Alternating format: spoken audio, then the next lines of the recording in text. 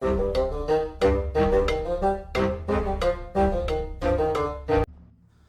and welcome back to the Critically Clueless and back to Empire of Sin. Yes, that's right, we're doing another video on Empire of Sin.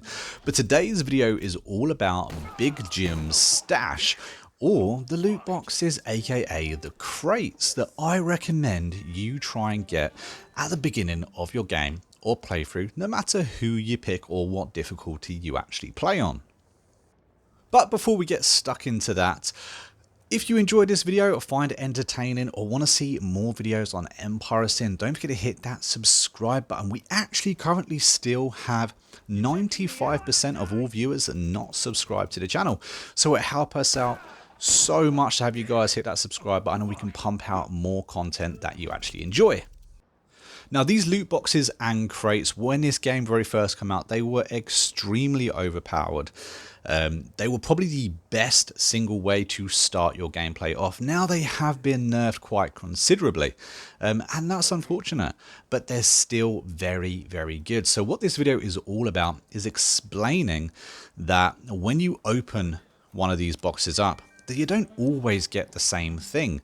It's randomly generated what you get. So what I would recommend, as they are so hotly contested these days, in other words, all the other AI bosses, they are looking for these boxes as well. Therefore, the ones that you find, if you manage to find them, they are few and far between. So when you do find one, I would strongly recommend saving your game. As you can see here, we got ourselves a melee weapon and an OK pistol, considering we have just started the game. That's better than anything that we, have on us, because we currently had nothing anyway. So that was actually a pretty good go. Normally, when you kind of find a lot of these loot boxes, we tend to find a lot of janky meds.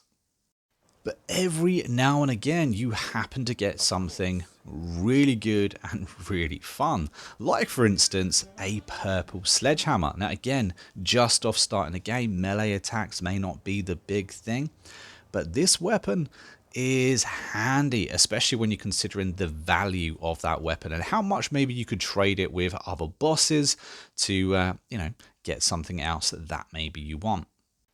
But my point is, if you save before opening the box, you can reload your save and reopen that same box as many times as you want until you actually get something that you want or something that you like.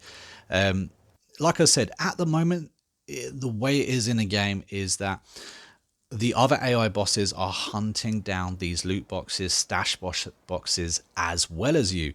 So you're never going to be able to open every single one of them. You're never going to get to all of them first. But what you can do is, when you do find one, just make sure that what you get is something that you actually want. Now, yes, this is save-scumming, but who says you can't do this? You're just kind of tweaking the game in your favor to make sure you actually get a good roll of the dice. And on boss difficulty, this game is actually a little bit tricky.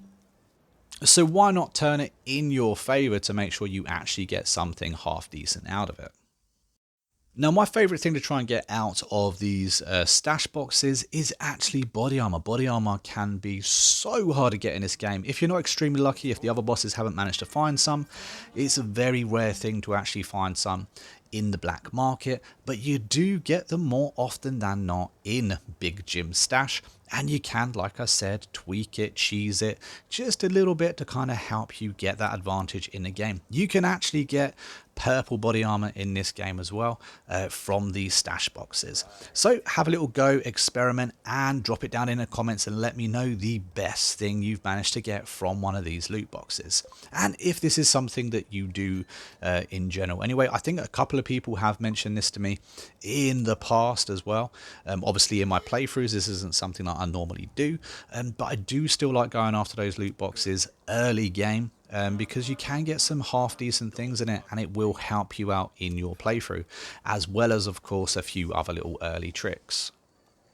But that is all I have for you today, guys. Just a short little video just to explain this to you guys. Some of you may not know this, so hopefully it does help you out. And remember, if it has helped you out, or you found it entertaining, or even you want to see more Empire of Sin videos, then drop us a subscribe, comment your thoughts on this video, and of course hit that like button if you enjoyed what you watched.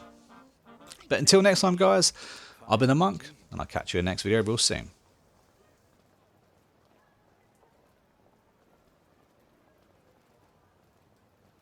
What are you looking at, asshole? See what happens. You best not be looking over here.